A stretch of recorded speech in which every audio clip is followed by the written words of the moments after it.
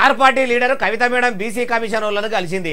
నిన్న మొన్నటిదాకా బీసీ సంఘాల లీడర్లతో మీటింగ్ పెట్టిన కల్వకుంట్ల వారి ఆడపడుచు బీసీ కమిషన్ వాళ్ళను ఎందుకు కలిసింది? అసలు రావుల వారి ఆడబిడ్డే బహుజనుల కోసం ఏం చేయబోతున్నది అంటారా? ఏమో మరి అన్ని ముచ్చట్లు మనం కూడా అరుచుకుందాం పారి. కల్వకుంట్ల కవిత మేడము అసలు ఎందుకు బీసీ కమిషన్ వాళ్ళను కలిసినరో చెప్పుర్రి.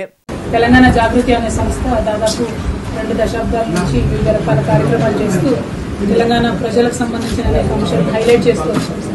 నేషనల్ వైడ్ ఉన్నటువంటి ఇష్యూస్ని కూడా టేకప్ చేస్తాం.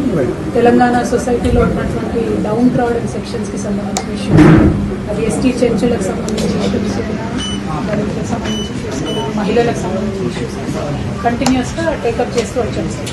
ఇనరా ఏమంటున్నదో? జాగృతి సంఘం 20 ఏండ్లకోలే తెలంగాణలో తక్కువ కులాలు ఎంత అణచివేతకు గురైనరో, వాళ్ళు ఎన్ని గోసలు అనుభవించిర్రో, రాజకీయాలకు వాళ్ళను ఎందుకు రానియలేదో అగో అది అరుచుకునేందుకు వచ్చినాము. ఒక తెలంగాణనే కాదు, ఢిల్లీ జాతీయ పార్టీలను పిలుచుకొని వాళ్ళతోని కూడా మాట్లాడి దేశం మొత్తం మీద వెనకబడిన కులాల మీద సర్వేలు చేసింది. ఇప్పుడు మలి సర్కారు చేస్తున్న కులగణన సర్వే కంటే ఎక్కువనే మేము 20 ఏండ్లకోలే చేస్తున్నాము.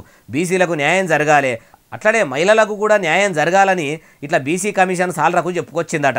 అమ్మా కవిత మేడము, మరి మీరు ఇట్లా 20 ఏండ్లకోలే కష్టపడితే 10 ఏళ్ల దాకా మీ కారు పార్టీనే ఏలుబడిలో ఉన్నది. మీ బాపు కేసీఆర్ సారే సీఎంగా ఉన్నాడు. మీ సర్కారు ఉన్నప్పుడు మీరు కూడా ఇట్లా వెనకబడ్డ కులాలను మీదికి తెచ్చే పని ఎందుకు పెట్టుకోలేదు?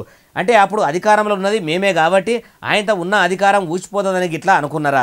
మీది కుటుంబ పాలన అని తెలిసి దొరలదే ఏలుబడి అయ్యిందని ఆయనతో మీ గులాబీ గుడిసెను వాసాల కాడికి వెళ్ళి ప్రజలు కూలగొట్టినరా? నిజంగా మీకు వెనకబడ్డ కులాల ప్రజలు రాజకీయంగా ఎదగాలని ఉంటే మీ ఇంట్లోనే 3-4 పదవులు ఎట్లా అనుభవిస్తారు మేడము? మీరు బీసీల మీద ఎంత ప్రేమ కురిపించినా వాళ్ళ కోసం పోరాటం చేస్తున్నట్టు నటించిన బహుజనులు ఇప్పుడు మిమ్మల్ని నమ్మెతట్టు లేరు మేడం అంటుర్రు ఈ ముచ్చటిన్నోళ్ళు.